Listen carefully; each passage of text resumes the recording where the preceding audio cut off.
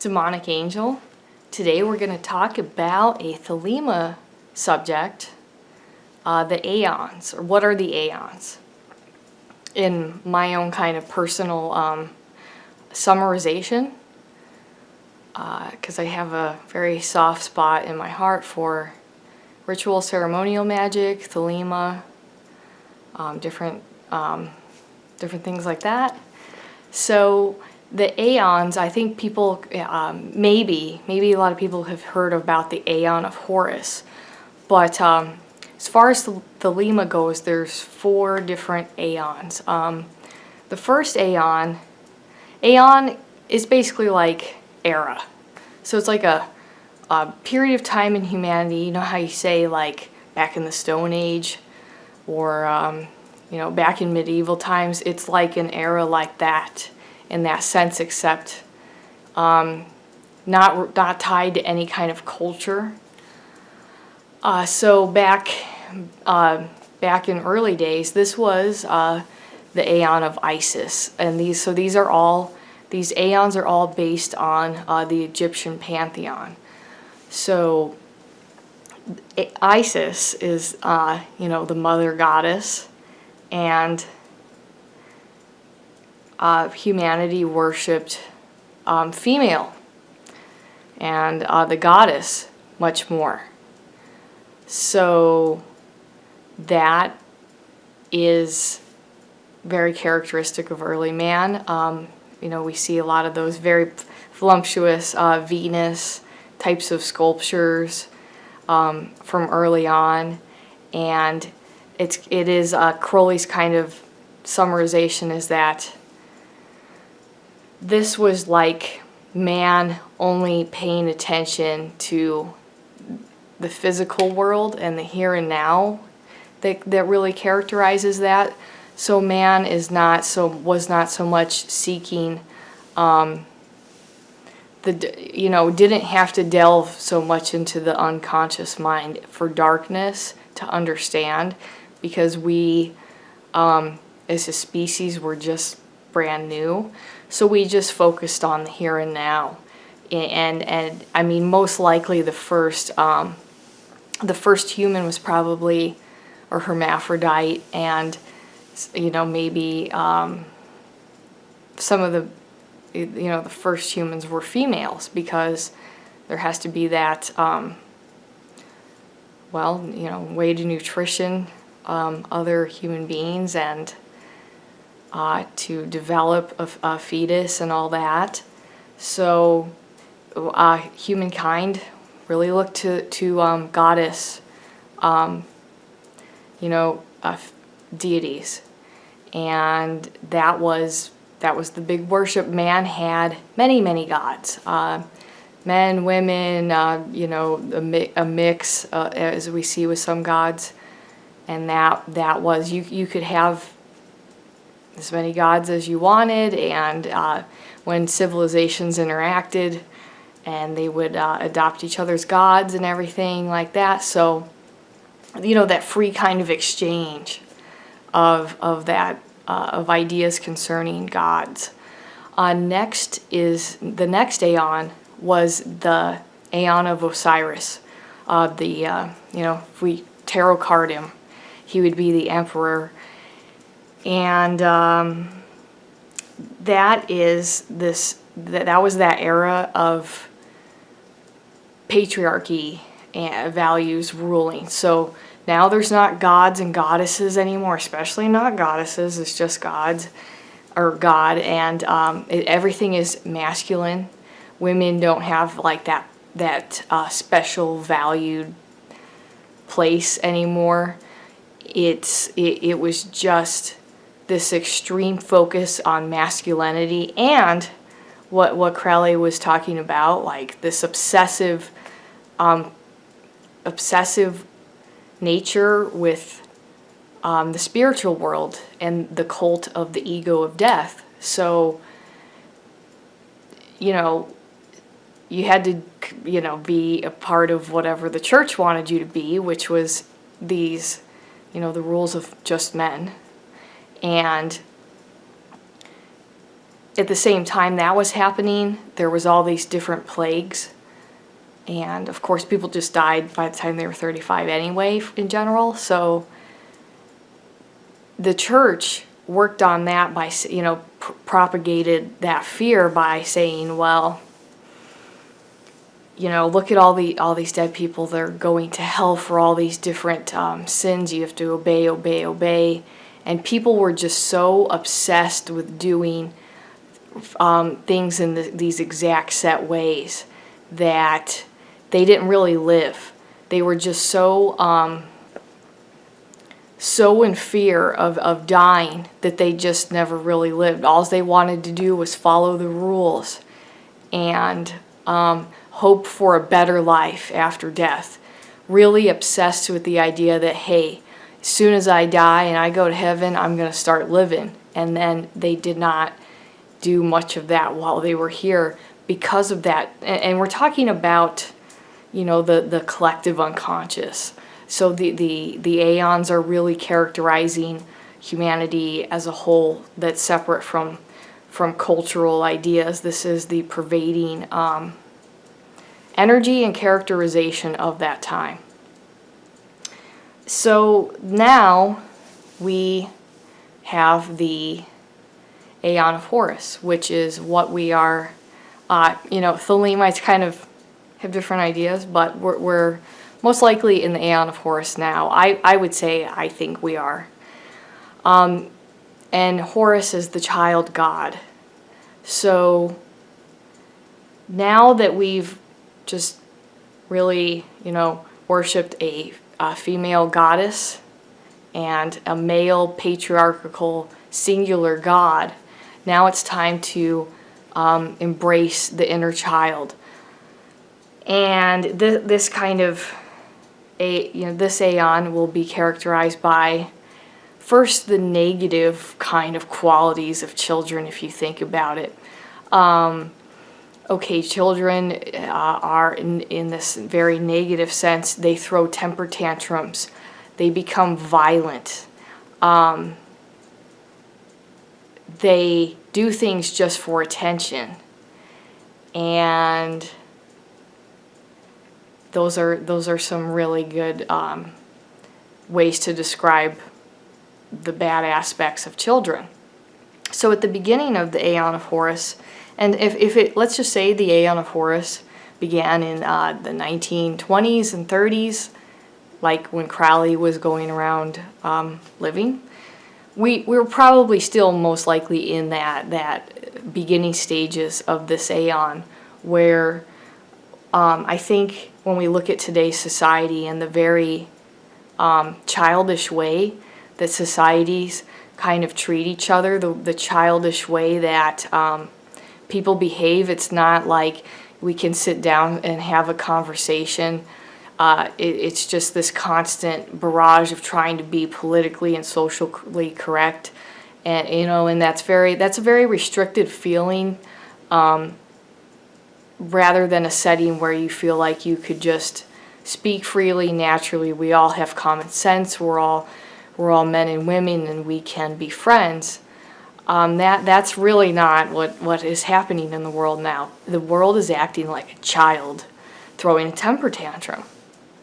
And, that's kind of like with the hippie movement, or all these different crazy movements in history, things had to go they really have to go out of whack, out of, two extremes before they become more normalized.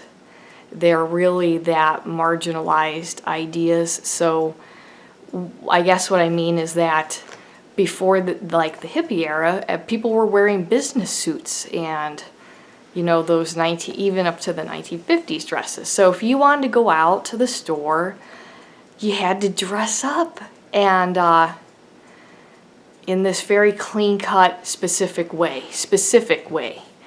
And the hippies really just were like, let's just dress casually. Maybe I'll go to the gas station in my pajamas or whatever. So, but now that's normal. Like, think about that. Most people are going to go, well, it's really cool the hippies were around, so I can go down to Walmart in my pajamas now. But anyway, now it's just normal. You're like, yeah, I'm going to do that. But it started out as an extreme thing. So, hey, these dirty hippies, they're wearing these casual clothes. They've got long hair. They're not wearing suits. They're not all dressing the same. And of course, a lot of the hippies, like, all the ladies going topless and things like that. See, it's very, like, extreme. But eventually that integrates into something that's much more grounded. I really believe that's how the Aeon of Horus is looking, shaping up to go for us. I believe in us people. I mean, I have to. It's my nature. I'm a healer, and even Crowley, he believed. I mean, he thought we could make it if we put our hearts, our minds together, and have that common humanity. So, I think that as these issues really get looked at, even if they seem like they're extreme, that childish, violent temper tantrum, kind of thing will go on for a while. And then hopefully things can get a little bit more integrated into society, and we can then start seeing some of the positive traits of a child. So what are the positive traits of a child? They're very loving. Even if they are shy, like generally there's an innocence to their interactions that's really just straightforward and honest. And children value imagination immensely, and so there's time to just relax, let your energy flow, like a child who sits on the floor and plays blocks. Just it just evolves like that into the consciousness or into an adult. Instead of sitting and playing blocks or dressing up Barbies, you sit and you paint something or you do a ritual. You're just embracing that child aspect.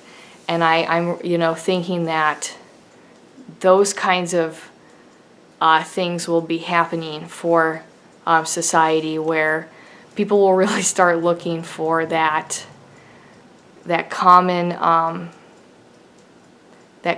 ground. And a part of this is also this integration of worshiping a goddess society early in humanity, and then the god. Now the child is that third part aspect of the triangle that grounds. We have man, woman, and it's like the classic triangle that makes a child that is both of those two entities together, and now it's grounded and it becomes its separate thing. So this is this last level of consciousness. It is like it is a growth for humanity for sure.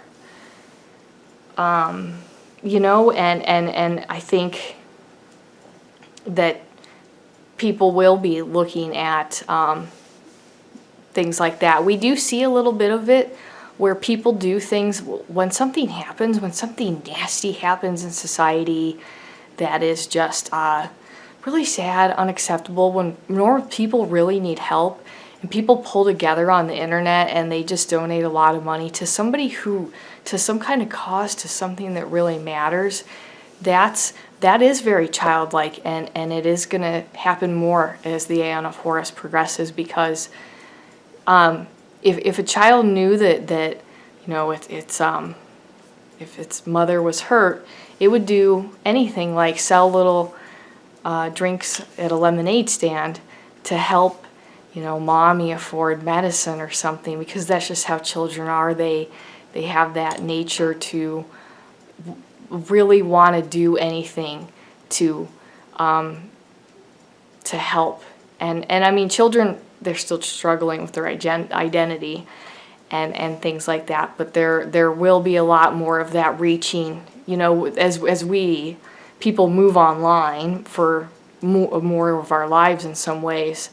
there'll be some positive things that come out of that, that characterizes the Aeon of Horus.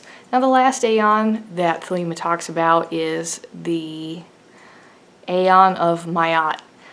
And she is the goddess of justice. She's got those really impressive wings.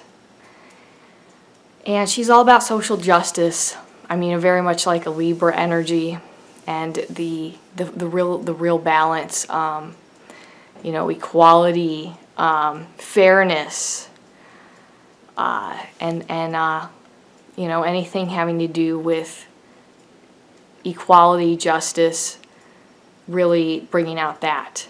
So, you know, once we go through this Aeon of Horus, it could last.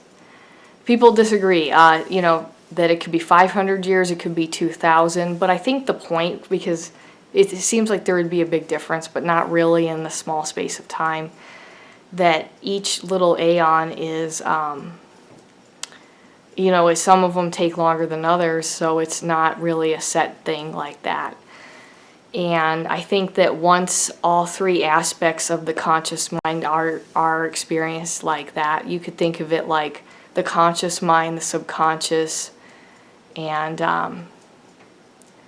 you know, that third element, the id or whatever, that is that's been experienced. Now it can get integrated into a whole, and that will be the reigning, prevailing thing. Some of the things that kind of come to my mind when I think about the Aeon of Maya might be like, you know, people living on Mars, just people working together to really, well, ensure that humanity exists, but also diversify and really adjust to the future. I mean, when robots replace jobs in many ways, people are gonna have to, they're thinking about this right now on the Aeon of Horus. And once that is figured out, then there's gonna be these ways where we can all take care of each other and find different roles in society, like that even though robots will replace jobs, these other working from home jobs, you know, other things that I think, you know, have not yet come to fruition or been thought of, really getting creative, because I believe in that. I think that it's really going to happen, and it's a, you know, it's a futuristic thing that is hard to imagine in many ways, but at the same time it's very easy. Just, it's like that utopia kind of idea, but nothing like that ever really exists. It's just a better actualized version of it that's not idealistic so much, you know, like a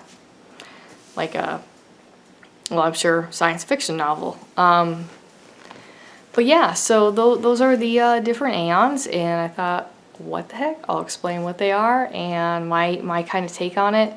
The other thing that I've been looking at is, in relation to this, is that, you know, as humanity evolves, brain lateralization occurs. So that means that the right part of the brain develops for a while. Sometimes can be things like the Aeon of Horus, where it goes 500 years, maybe a couple thousand, and it's those kinds of classical associations, like with the right brain is speech, intuition. But the biggest characteristic of that thinking is, you know, intuition and feelings, psychic abilities like that. That develops more than other regions in like the left part of the brain, and they can't happen together. That's what's really interesting. So while that is going on, like let's say the right side is evolving, the right side of the brain, the left side of the brain can't evolve while that's happening. So there really is a switch. I mean, duality applies really everywhere, and that at some point, whatever brain lateralization phase is happening now it's going to switch, and it just goes like that. So then for a while, you know, you get more developed left hand left side of the brain kind of thinking, logic, social skills is related to dealing with, you know, people. And so, you know, logic and intuition, you know, and then you could kind of chart off all the associated qualities with intuition and logic that they develop. So it's not just that, you know, we have frontal lobes developing, which has to do with impulse control that we really didn't have a lot of back when we were early humans. There's also that, you know, different sides of the brain maturing, developing, and it's very exciting to think about this. Like, what's next? I just think that stuff is super fascinating. Yeah, anyway, I don't know. So I thought it really tied in nicely to Thelema, and I just thought I'd throw that out there. So I'll talk to you guys later.